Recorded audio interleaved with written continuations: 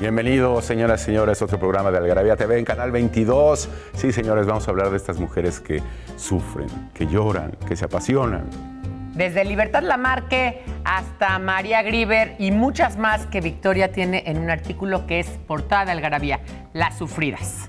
Bueno, no se lo pierdan, vamos a platicar a profundidad del tema. Quédense. Quédense.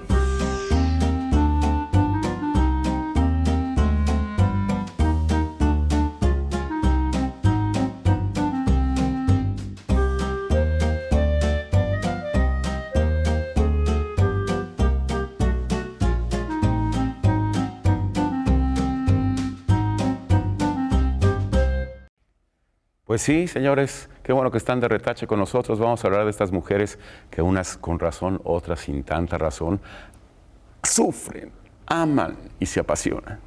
Y además tenemos esta portada en esta Algarabía que tienen que buscar en algarabía.com, ahí la pueden comprar, donde Victoria hace un artículo, pues quizás no de todas, pero sí de muchas mujeres mexicanas que pasaron pues malos ratos, o por lo menos que tienen el retrato de sufridas, entre ellas Frida. Entre ellas Frida, bueno, pues es que lo que pasa es que son creadoras las mujeres que junté allí, y pues empiezo hablando un poco del sufrimiento, porque dice Schopenhauer que siempre estamos concentrados en lo que no tenemos y nunca vemos lo que tenemos, pero hay artistas que no pudieron hacer más que concentrarse en lo suyo porque realmente es demasiado, ¿no? Y a veces terminamos, para no burlarnos, para no sufrir, nos reímos, pero la pobre Frida sufrió 32 operaciones después del accidente en el tranvía, donde se le partió la columna, una viga la atravesó, y por si fuera poco, además le dio poliomielitis. Y ya, bueno, el resto de su vida, entre sus inclinaciones sexuales, que por supuesto en una época donde no se podía... Y luego, a ver, báncate a Diego Rivera, que debe haber sido un machito o sea, sí. le pongamos de entonces... Y además infiel. Ajá, y además infiel. Entonces, realmente es una vida complicada, marcada por el dolor físico. Entonces, también tomaba drogas, a veces para automedicarse. Para minorar el dolor. Yo lo que me pregunto realmente, y que no encontré respuesta después de escribir el artículo, es ¿qué habrían hecho todas estas escritoras o estas pintoras o estas creadoras, porque también hay artistas, si no hubieran tenido al arte como refugio, como modo de expresión? Y ¿qué hubieran hecho, o de qué hubieran escrito, o qué hubieran pintado si no hubieran tenido estas condiciones físicas de sufrimiento, etcétera? Entonces, es como la serpiente se muerde la cola, ¿no? Exactamente, y yo creo que hay una cosa interesante en lo que yo quiero recalcar. No, en este artículo hablamos de las mujeres, habla Victoria de las mujeres mexicanas, artistas, creadoras, pero la mujer tiene una historia de sufrimiento, ¿no? Y hay otras creadoras como Camille Claudel, como la propia Artemisa Gentileschi, la violadas, hija de Víctor Hugo. Exactamente, historias terribles, donde en la misma condición de mujer y el hecho de que quieras transgredir o traspasar o hacer cosas también no ayuda, ¿no? No sé qué ibas a decir tú al respecto. No, yo iba a decir que, volviendo un poco a Frida, que sí creo que es una cosa sufrir por dolor físico y otro por amor o desamor o desencuentros o encuentros. Frida sí tiene un dolor físico real, ¿no? Ajá. Porque, como dices, tomaba drogas para aminorarlo.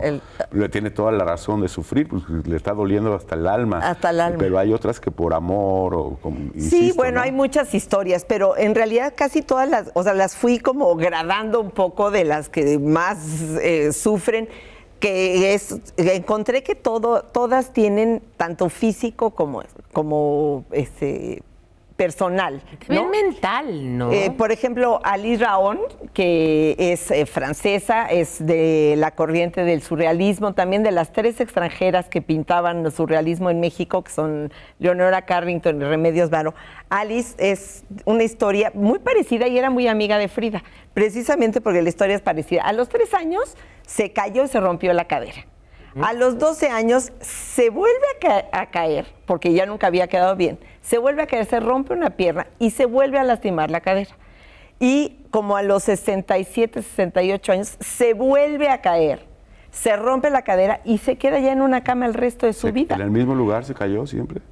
Yo creo que no, porque cuando era chiquita vivía en París y después se cayó aquí en México. No, pero en las llegó banquetas, le daba por las banquetas. Como en el 39 llegó aquí, era esposa de Wolfgang Palen, se divorció de Wolfgang Palen, siempre padeció dolor físico y pues por supuesto después no superar el dolor físico que te impide hacer lo que siempre te alivió, que fue pintar. Termina de viejita en un asilo, a los 4 meses se muere porque se rehúsa a comer. A ver. Cara, eso es un... Pero hay otras que quizás manera. Su dolor puede ser entre físico y no físico, y porque lo mental, sí, lo mental también, o sea, el hecho de que, por ejemplo, la propia Rosario Castellanos, yo no sé si el amor que tuvo por Ricardo Guerra, si ella ya era depresiva de por sí, o no era depresiva. Mira, pero... Rosario Castellanos era depresiva. Y a pesar de todo lo que hizo en su vida y que fue embajadora, etcétera, entonces termina y con una lucidez. Eso es lo padre, que a pesar del dolor físico todas nos han entregado cosas maravillosas. Y a pesar de su lucidez termina electrocutada. ¿Cómo? Sí, que nunca se sabe, parece ser que se levanta ella a contestar el teléfono junto a una lámpara mojada. Porque al parecer estaba en el baño. En Israel. Y se tropieza con la lámpara o algo así y termina electrocutada y así muere. De una manera totalmente trágica. No tiene nada que ver cuando con... pues ya había padecido un poco la separación de un marido que se pelea todo el tiempo por el hijo, etcétera. Es realmente...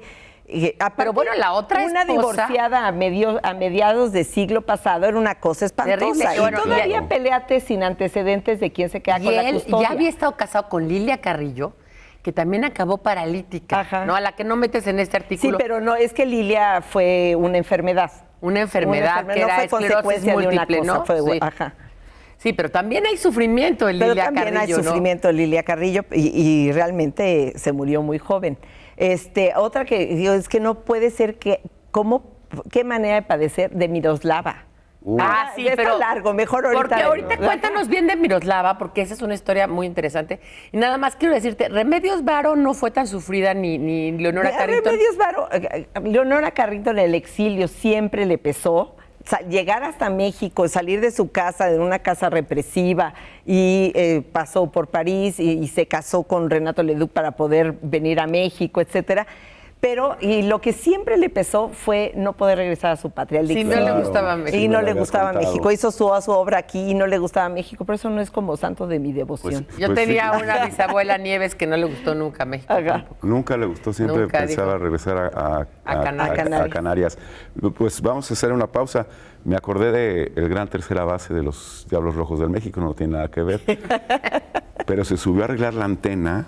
Fíjate cómo era la cosa. ¿Te acuerdas las antenas? Las antenas al techo y le cayó un rayo y se murió. Es que cuando te toca, te toca. Cuando te toca que te quites y cuando no te toca que te pongas. Vamos y volvemos. Según la encuesta nacional de adicciones 2016, el consumo de alcohol se considera alto cuando en una misma ocasión se han ingerido 4 o más copas. 7 copas a la semana es el número máximo que se pueden tomar para no calificar como alcohólico moderado. El 49% de los mexicanos empiezan a consumir alcohol desde los 17 años. La cerveza es la bebida preferida de los mexicanos sobre cualquier otra. Durante el 2016, el consumo per cápita fue de 4.2 litros de alcohol puro. Los estados con más consumo de alcohol per cápita son Aguascalientes, 7.2 litros, Nuevo León, 6.9 litros, Coahuila, 6.6 litros.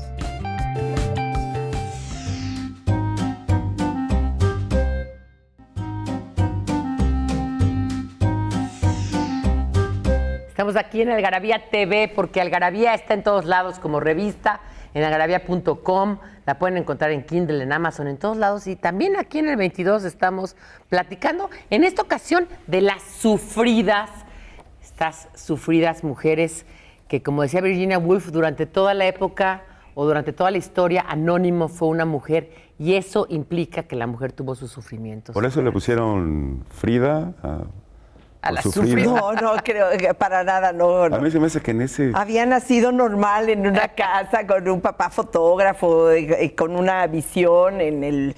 Ascendencia húngara. Ajá, sí, ¿no? Entonces, yo... Oye, nos ibas a platicar de Miroslava, ¿qué le pasó? De Miroslava, fíjate que Miroslava, esta actriz del cine de la época de oro del mexicano, bellísima. Bueno, pues Miroslava fue huérfana desde muy chiquita, fue adoptada por sus padres, Stern. por el señor Stern, y la madre adoptiva era que se llamaba Miroslava. Entonces, básicamente desde bebecita fue con esta familia. Pero estando en los 15, 16 años, se muere la mamá adoptiva. Dios santo. O sea, ¿quién se queda huérfano 2 veces en la vida? Es una desgracia. Y hay como guerra, ¿no? Están en la guerra. Y estos están en la guerra, pues, se vienen a México. Aquí es donde, me parece que ya es aquí donde muere la mamá, la cuida la abuela, la separan de la abuela. Y después, muy jovencita, se casa con un muchacho de sociedad, un Guillermo, ahorita no me acuerdo el nombre, léanlo. Sí. Y resulta que es homosexual y que se casa con ella para guardar las apariencias. Entonces, por supuesto, imagínate el sufrimiento y por supuesto en la inocencia de una niña de 18 años que no tiene ninguna experiencia, que por supuesto no sabía esto hasta que fue la boda, que evidentemente no se debe haber consumado nunca. Pues entonces un divorcio viene y ella se va a estudiar un poco a Nueva York. Ahí empieza ya con Los Pininos en el cine. Y luego, justamente, esto le da una gran inseguridad. Tiene una pareja, otra pareja, anduvo con Cantinflas. Además, decían que no era buena actriz, o sea, que la ponían un poco... por bella. Aunque hizo grandes películas, porque hizo con Buñuel, Ensayo de un crimen, gran película. Hizo Dos caras tiene el destino con Eduardo, no me acuerdo cómo se apellidaba. Eduardo Noriega. Y hizo películas muy padres. Incluso hizo una película con Cantinflas. Sí. Decía que tuvo hasta un amorío con Cantinflas, sí. Y después trabajó utilizadona, ¿verdad? Un poco, yo siento que es un poco así, porque los papeles siempre eran, excepto, por ejemplo, en esta que hace con Pedro Infante, donde ella sí tiene como una personalidad así muy arrebatada y se lo trae como como lazo de marrano al pobre. Medina, señora Medina. Sí. Entonces, no en la Escuela de Vagabundos, en la otra, ¿dónde está los zapatitos? ¿Es ella? No, ese es Ara Montiel. No, entonces... Es la Escuela de Vagabundos, sí. En la Escuela de Vagabundos, pues sí lo hace sufrir un poco, pero siempre todas las películas son así. Después anduvo con Luis Miguel Dominguín, que dicen que es por el que se suicida, pero a final de cuentas... de Miguel Bosé. Al final de cuentas llevaba muchos periodos de depresión, que se reponía, que viajaba a España, que venía a otra película, pero salió en muchísimas películas por lo bella que como Marilyn Monroe mexicana, digamos. Sí. Y no se sabe, le encontraron 2 días después de que se suicidó, porque se despachó a la señora que la ayudaba, le dijo que la dejara un poco, que estaba medio deprimida, que cansada, etcétera. Y pues cuando regresa 2 días después, la señora la encuentra en su cama. Muy trágico. ¿Y qué edad es? ¿30 y tantos? 33, 35 años, algo así. Como una Marilyn Monroe mexicana. Totalmente. Pues no era tan... Sí tuvo la nacionalidad después, pero ella nació en Checoslovaquia. Sí, ¿no? Y sus padres adoptivos eran checos. Sí. Oye, cuéntanos, platicábamos de Inés Arredondo también, ¿no? Bueno, esta es una finísima escritora de cuentos, es impactante. Léanla, por favor. Me acuerdo cuando yo entré a estudiar letras en la Ibero, yo no estudié en la Ibero, luego estudié en la UNAM, pero en la Ibero hice un semestre. El primer encuentro con una narradora mexicana fue Inés Arredondo y me encantó, me encanta. Es impactante porque Inés Arredondo toca temas como la homosexualidad, como el incesto, sin utilizar las palabras. Nada más es todo conforme la atmósfera, cómo te lo va pintando. Es impactante. Pero al mismo tiempo que escribía estos cuentos y que se hacía casi que a codazos el espacio, fue miembro del grupo de la Casa del Lago, miembro destacado de la Casa del Lago. Estuvo casada con Tomás Segovia. Donde también estaba. Le nace el segundo hijo muerto, después viene el divorcio y después empieza a padecer de la columna vertebral. 5 operaciones de la columna, Caramba. terminó también postrada con siempre en los retratos ¿Qué de edad grande tendría? siempre tiene el bastón. Los problemas las de la operaciones. columna empezaron como a los 40 y tantos años. Muy Sí, joven. y no tuvo una vida muy larga, pero tampoco así breve, pero siempre ya firmada y signada por el dolor.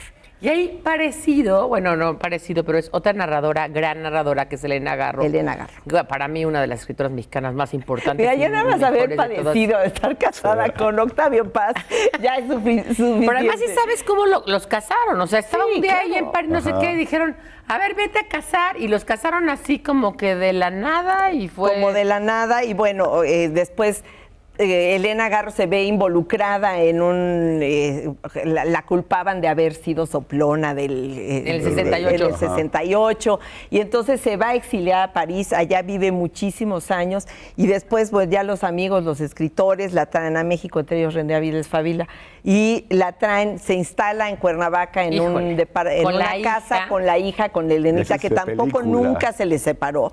Y Es que parece ser que Lenita también tenía un pues, problema sí, ahí pues, depresivo. Entonces, a pesar de tuvo un romance con Adolfo Bioy Casares, alguna vez le mandó los gatos para que los rescatara. Bueno, termina su vida encerrada, medio pobre y llena de gatos. Sí, y con unas cartas. Tienen que leer las cartas. Las cartas, porque Son dice increíbles. René que en un baúl guardaban los escritos y las cartas, y cuando entraban dinero sacaba algo para Sí, publicar. Caramba. Bueno, espantoso. Bueno, vamos a seguir hablando de sufridas, pero antes tiene que ver esta cápsula de Pilar que nos va a decir cómo se casa en Yandumacho, ¿verdad? El Yandumacho. Exactamente. Volvemos.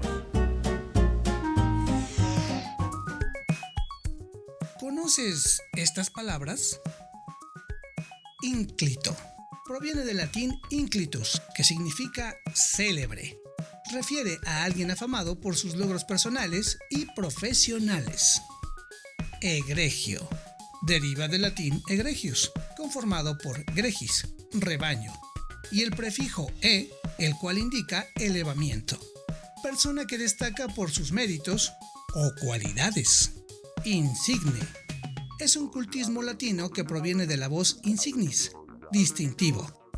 Adjetivo empleado para definir a quien tiene un carácter distinguido. Prohombre. Deriva del latín probi homine, hombres responsables. Refiere a un hombre de personalidad destacada que goza de gran consideración. Pues no están ustedes para saberlo ni yo para contárselos, pero la palabra masculus, de masculino, del latín, dio en español macho. Masculus, másculos, masco, macho. Y la palabra fémina, del latín también, dio en español hembra, porque justamente en ese romanceamiento se va perdiendo la F, femnia, femna, sembra, hembra. Y así fue el romanceamiento de masculus, macho, y fémina, hembra. Son algunas de las palabras que utilizamos para referirnos a animales que son de sexo femenino o de sexo masculino, macho o hembra. Pero también lo hablamos cuando hablamos de machismo, es decir, cuando el macho se pasa de macho, es decir, el hombre es más hombre de lo que debería. Ahora ya lo saben, esto es Algarabía TV, vamos a un corte y volvemos.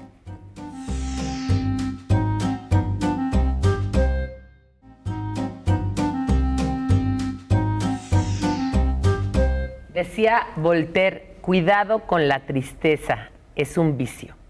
Y sí es cierto, porque te vas enviciando a ser triste y a estar en la depresión y tal. Y luego también hay corrientes artísticas donde como que se premia el dolor. Bueno, pues es que desde que empezó la época esta y que los artistas ya no eran trabajadores que tenían un taller o que tenían un patrón, sino que eran independientes. Sobre Entonces, todo el romanticismo, ¿no? La Sí. época del bohemio, ¿no? Del que no tiene un varo, de que sobrevive como puede. Y ahí está entonces, pues Gamboa empiezan y quien quieras. O sea, Sí, básicamente todos. Y están todos los impresionistas que no tenían un clavo Modigliani, que tienen una vida tuberculosis, de pobreza toda su vida, se muere y luego la mujer se suicida al día siguiente porque no puede. Jeanne Butern no puede. El ajenjo? Bueno, el ajenjo que te hacía alucinar también. Ha sido muy un ajenjo bastante pinchón, ¿no? Hay que hablar del ajenjo, ¿eh? Sí, hay que hablar del hada verde. Volar. De volar. Pero bueno, ese no es el tema. El tema es que dice Freud que tenemos algo que nos mueve, que es la angustia creadora. Entonces, y hay otra teoría donde dice que todos tenemos un punto de silencio donde las cosas son tan fuertes que no las sacamos. Y la angustia creadora hace que ese silencio se rompa. Y entonces los artistas le dan voz a los que no podemos hablar. Y por eso sentimos empatía con las obras de arte, o con lo que pintan o con lo que escriben. Y también por eso sentimos empatía con el sufrimiento ajeno. ¿No? Como una madre que pierde a su hijo, pues a todos nos conmueve. No hay una palabra para describir ese hecho, una situación de una mujer que se queda sin hijo. Hablando de eso, hay una sufrida en tu artículo que se queda sin hijo. Se queda sin hijo. Por ejemplo, todos conocen a Carmelita Salinas. ¿No? Encantadora, la senadora, reina de los escenarios, una trayectoria enorme, y un día, por desgracia, pierde a un hijo. Y lo ha llorado, como es una figura pública, pues lo ha llorado públicamente, ¿no? Nada más le dicen Pedrito y se le llenan los ojos de lágrimas. No importa hace cuánto, porque le sigue a ella doliendo, les dije padeciendo. Dijo, eso, por supuesto, no se lo envidia a nadie y es digno de conmiseración. Pero luego irte a la política, eso sí ya me parece ir a sufrir por motu propio. Porque además siempre fue así como en los escenarios o en las películas, desde las Poquianchis y en esas del Lugar Sin Límites, siempre era la corcholata, ¿no? La que acababa atrás en el cabaret, ¿no? Pues sí, la verdad es que físicamente nunca fue Miroslava. No, pero entonces hay unas fotos que buscamos ahí donde estaba chiquita, bonita, curvilínea, no chaparrita, cuerpo tampoco, pero no le iban a dar el estelar. No le iban a dar el estelar. Pues para que veas cómo somos y cómo eso no puede ser una marca de sufrimiento. No, solo las guapas estelares y las feas siempre terminan mal, o sea, está muy mal. No, ni las feas, ni las guapas, ni puede ser de todos mal, el morro acabó mal. Y aquí está el otro caso de una muy bella mujer, que es Rita Macedo, también madre de Luis de Llano, al que le mando un saludo, y de Julissa. Aquí resulta que las que se casan con grandes escritores sufren. Oye, pues es que sí pues sufrió. Es que, a ver, báncate a Carlos Fuentes y su vanidad también. Y luego decía René que todavía estaba pagando una comida que le había invitado a Carlos Fuentes en el Focolare o en el Ambassador. Le Bustache, algo así, se fueron, y que a las 11 de la noche Carlos Fuentes terminó diciéndole, manito, me acabo de acordar que tengo una junta, y se fue y sí me dejó con la cuenta. Y ya nos habíamos echado 3 botellas de coñac, pero bueno. No, pero yo digo que además Rita se queda con los hijos de Carlos Fuentes mientras se fue a vivir con la siguiente esposa. Y entonces, bueno, todo eso, ese tipo de cosas hacemos las mujeres. No, Rita se suicida en un coche. Ajá. Y es terrible y deja una carta. Entonces, el suicidio también implica, hay una condición, parece ser que genética, de suicidas. Es decir, si tienes una madre suicida, un padre suicida, puede ser que tú heredes también esa parte. Pero eso se sabe ahora. Eso que dice Freud de la angustia creadora, no solamente es la angustia creadora, es que vivimos en la falta. Dice, el ser humano vive en la falta. Desde que se despega del pecho materno, está buscando algo. Por eso tenemos que beber o que fumar o que crear. Pues por eso es el arte. La angustia creadora es lo que forzosamente ya no puedes guardar silencio, tienes que sacarlo de alguna manera. Los que fuman, los que beben, puede ser que mantengan así su silencio, no lo expresan. El arte es para eso. Yo creo que el mundo está más loco ahora, que la gente ya no fuma. El otro día veía la Segunda Guerra Mundial, en 1917, todo el mundo fumaba y por lo menos pues se mataba solito. Ahora matan a otros porque eso no fuman. Oye, pero bueno, hablando de eso y sumándole a la condición de mujer, que es la mujer reprimida, la mujer que no puede hacer las cosas, pues entonces está junto con pegado. Está junto con pegada. Está Sor Juana, que es una mujer que para no casarse y elidir y no casarse con quien quería. Obviamente le iban a imponer un marido, entonces prefiere ir al convento. En el convento tiene sus primero ya sus con las privilegios. carmelitas no le gustó. Ajá, no le gustó porque era de mucho sacrificio. Las carmelitas tienen voto de pobreza. Y Sor Juana era una niña de familia bien, ¿no? Entonces, Sí. pues no estaba acostumbrada a ese tipo de cosas. Y luego se hace muy amiga de la Marquesa de Laguna. de la Virreina. de la virreina, y le compone sonetos, etcétera, y luego la virreina se le muere.